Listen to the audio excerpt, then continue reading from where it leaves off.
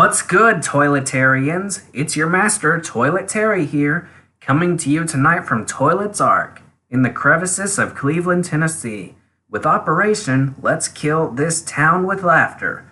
Good evening, I'm your host, John Terry, and tonight's topic is, drumroll please, how to get rid of boring blind dates. Well, that's easy. It's very simple. It may seem complicated, but it's very simple, okay? Listen to this, okay? Most blind people don't know how to swim, so you just drown them. No. Okay? Disregard. I'm just kidding. That would not be appropriate. That would be very inappropriate. Unless you operate in the kingdom of darkness, that is. Plus, they're like bats. Since bats are blind, they use echolocation. Little tongue twister there from me, because I'm not good on big words. So they can tell whenever they're near water, fire, you name it. So, well, I mean, they're blind. They don't know what you look like. You could just say to them, look, okay, I lied. I'm ugly. I'm not really handsome. And then give them the most ugly description you can think up and say, that's me. Would you want to be seen walking around with or kissing that? You ask them that, okay? Oh, wait, they wouldn't know how to picture a description in their mind. They've never seen a thing in their life. I mean, unless they could see it. Man, those poor creatures. Those little creatures. Imagine how hard it is to get a blind spouse. Okay, right after the marriage, of course, to lose their virginity. Yeah, that's real funny, isn't it, Christians? Man, I'm not gonna get too descriptive, but seriously, you'd have to explain everything to them about how that stuff works, because they can't see a thing. They'd be full of questions after that explanation, I'm telling you. They'd probably be asking you like, what is a, you know what, I'm not even gonna go there, okay? Okay, let's keep it.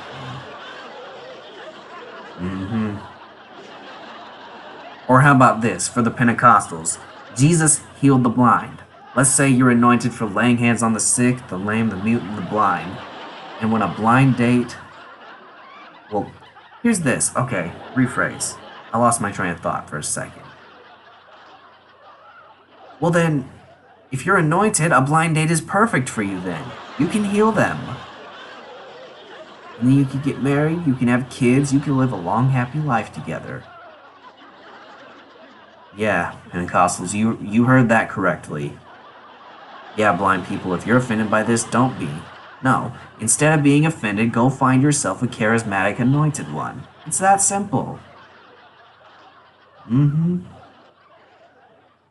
Just as the Pentecostals taught me that speaking in tongues is indeed not of the devil, and indeed did not die with Jesus' disciples, I bet you, I could just the same way teach a blind person that, oh, your parents lied to you.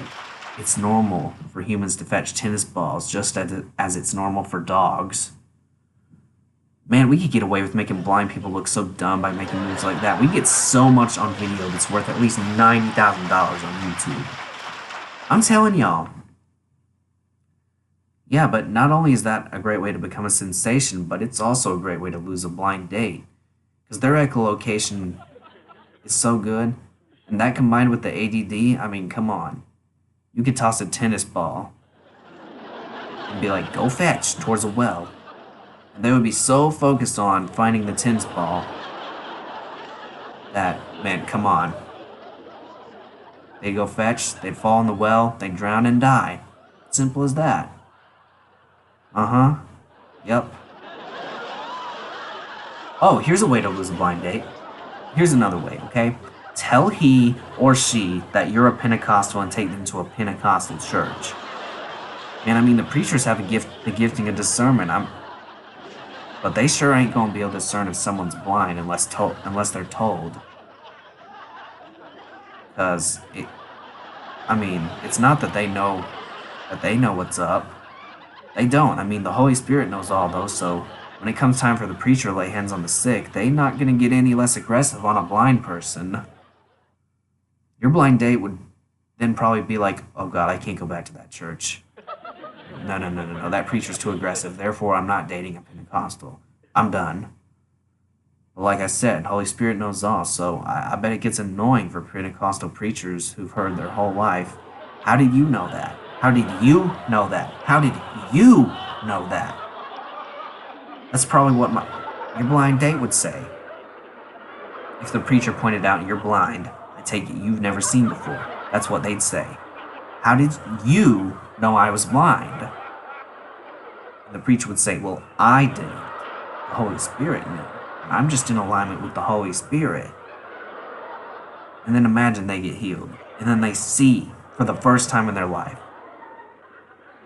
That's probably a breakup disaster waiting to happen in the middle of a church service. Because let's face it, blind people don't care about looks when it comes to dating. Because they can't see. That's why unattractive people who struggle take advantage. When the preacher lays his hand on that blind girl, I'm telling y'all, the man is in for a breakup disaster. He's probably like, oh Lord, don't heal her of her blindness. Please, Jesus, I don't want her to see my ugly face. Boy, you stop complaining right this instant. He made you who you are for a reason. You're made in His image. You're a part of His creation. Don't call His creation ugly like that.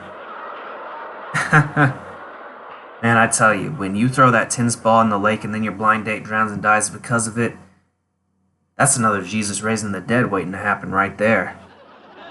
Let's say you don't get her killed like that on purpose, though. Let's say, heck, it don't even have to be by a drowning. Blind people are prone to a lot of accidents, despite their great echolocation. So, what I do is first thing.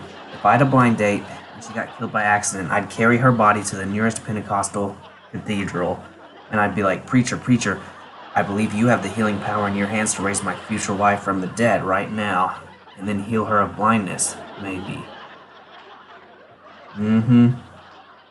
I'll tell you though, I'm telling y'all, someday there will be a blind couple that visit a well-known Pentecostal church or cathedral, and Jesus will use the preacher to heal both of them of their blindness so they may see each other for the first time, and no matter what they look like on the outside, they will love each other for who they are on the inside, because that is the love of Jesus. That is loving like Jesus did. Jesus didn't care about looks. You know, if that's not the love of God that Jesus came to reveal to us, I really don't know what is, folks, to be honest. I'm telling you, people need to quit judging each other for who they look like on the outside and only see them for who they are on the inside the way Jesus would. I mean, come on, the world would be a much better place. And people also need to quit trying to get rid of boring blind dates. I mean, if the Holy Spirit tells you to break up with them, He'll give you the boldness so you won't have to worry about figuring out how to get rid of a boring blind date. But if you can't figure it out, you're either not in alignment with the Holy Spirit or with God, or however you want to put that, or your boring blind date is your future spouse or your future wife or husband. Anyway, I'm John Terry. I'll see y'all on Thursday for the next episode. Tune in that night in the evening at 9/8 Central. It's going to be the last episode, and it is going to be the most lit one yet, so you really don't want to miss that one. You don't want to miss it? All right, folks. Keep it real out there. Peace out. Toilet is out the Ark.